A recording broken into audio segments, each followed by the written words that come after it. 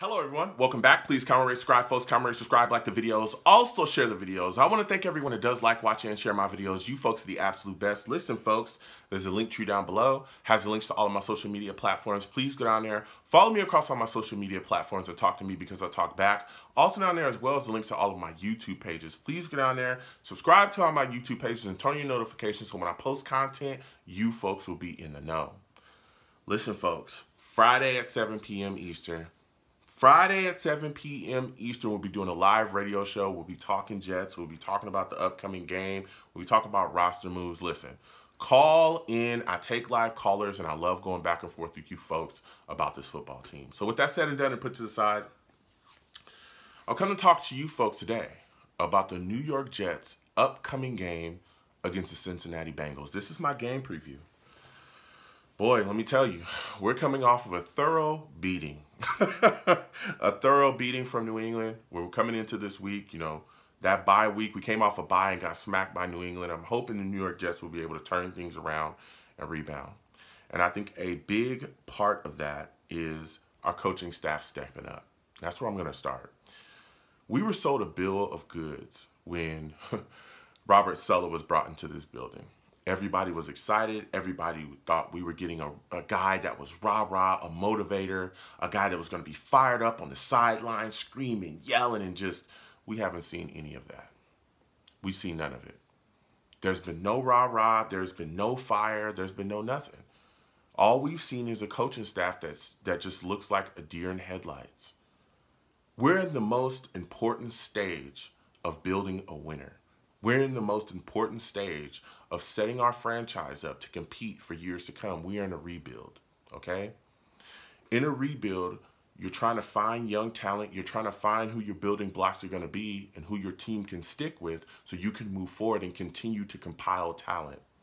Along that way, you're going to have to coach these young players up. You got a lot of guys coming into this league that don't know what's going on. They're athletic, they're quick, they can do things, they have a skill set, but they've got to figure out how to rein things in a game environment, how to make adjustments, how to see things, what's going on out there. And a lot of the factors of making players better is coaching. It's coaching a young player up so that he can be able to recognize things and make adjustments in his brain, right? We cannot have the coaching staff be like a deer in headlights and have the players be a deer in headlights. We can't have both of those things.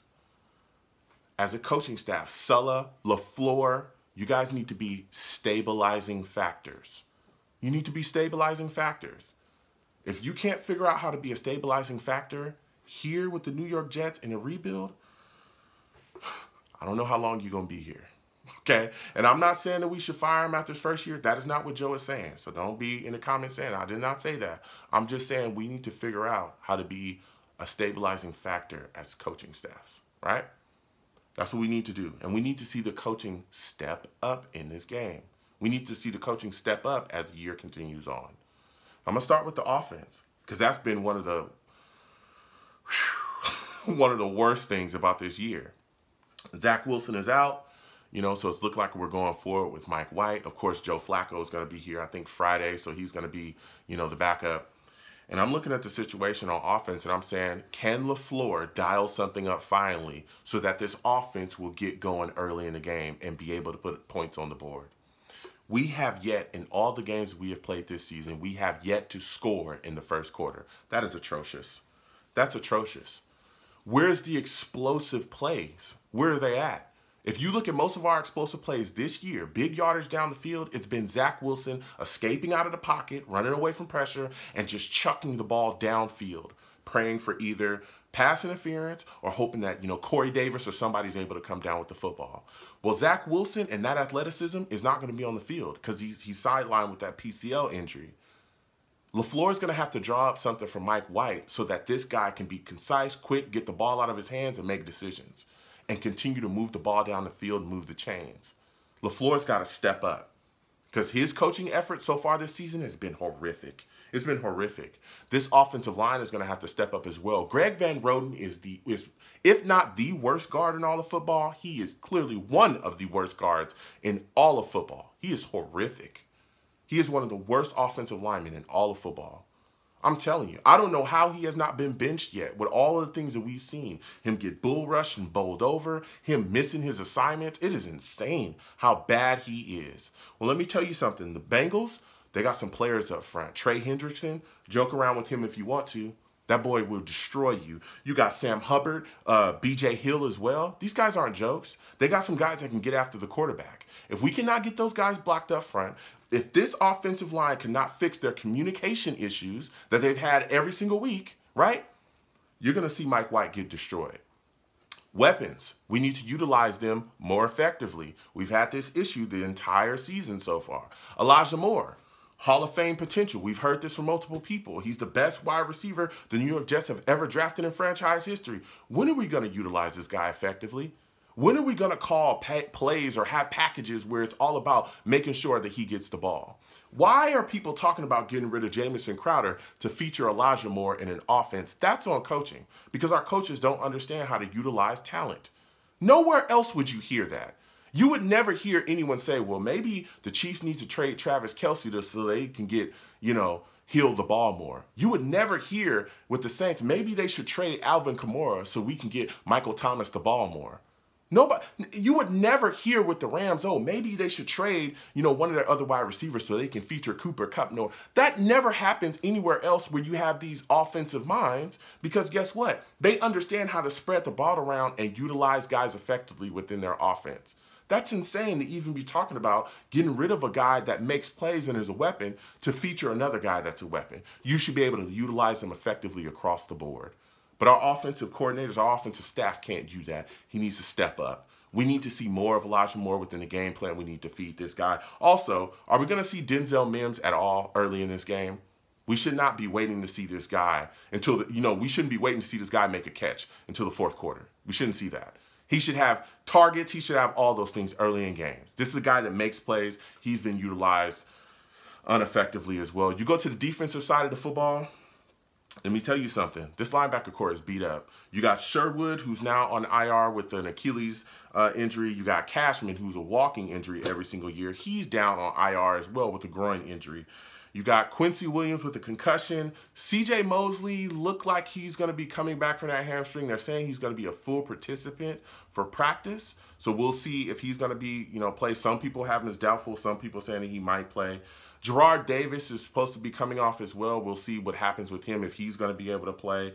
Nezruddin, he's on IR as well. This core is jacked up. This linebacking core is pretty jacked up. We're going to see what happens.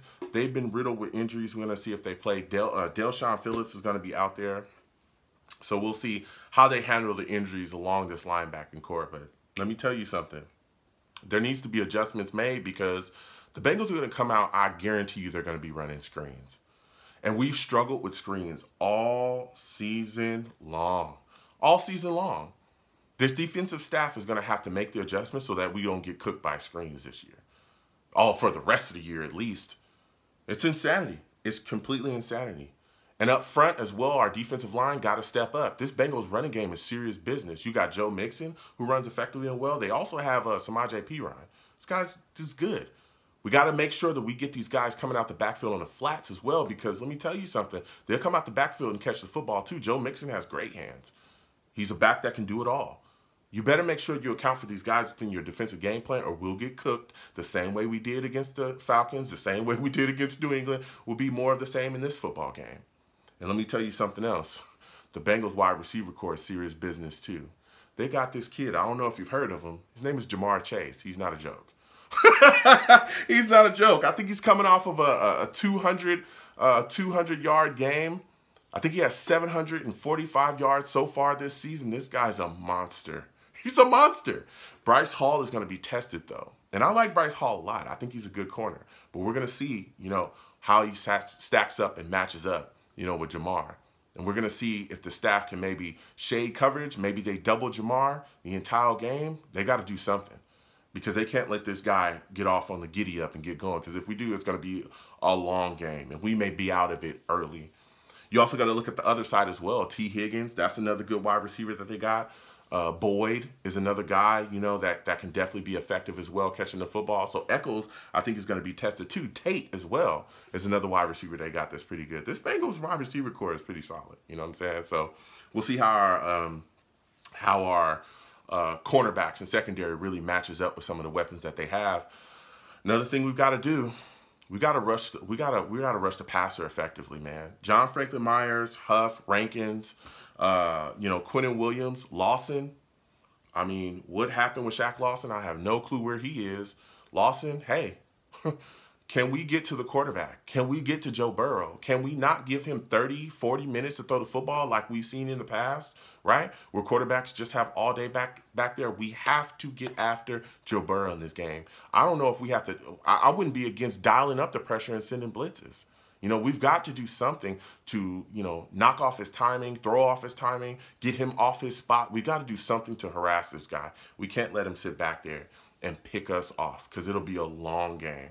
And this guy is really ascending. He's one of the really solid quarterbacks in this league. So I don't know, man. This is going to be a really tough game for the Jets. I don't see us winning, especially in the situation and shape that we're in right now. We are truly struggling. Not just the players, but the coaching staff has looked really bad. So comment down below. Let me know what you folks think, okay?